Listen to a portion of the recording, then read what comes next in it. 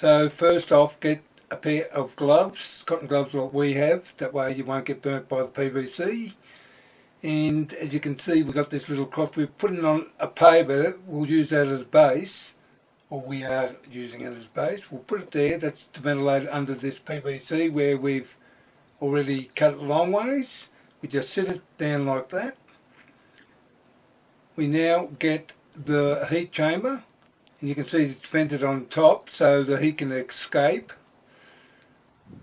Put it on like this, making sure that it's flat on the paver there. Now we've got the heat gun, and we're going to set it for a high heat, which it is, and we'll put it in and start heating. Now I've sped it right up. It'll probably take a couple of seconds, but in real time it'll probably be around 2 minutes. So checked a couple of times, and anyway, here we are, it's finished. Just take this off, and yep, it's all pliable. I'll just get a board, put that on,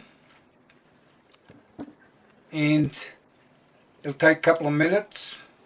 Anyway, a couple of minutes, it's just finished, and as you can see, have a look,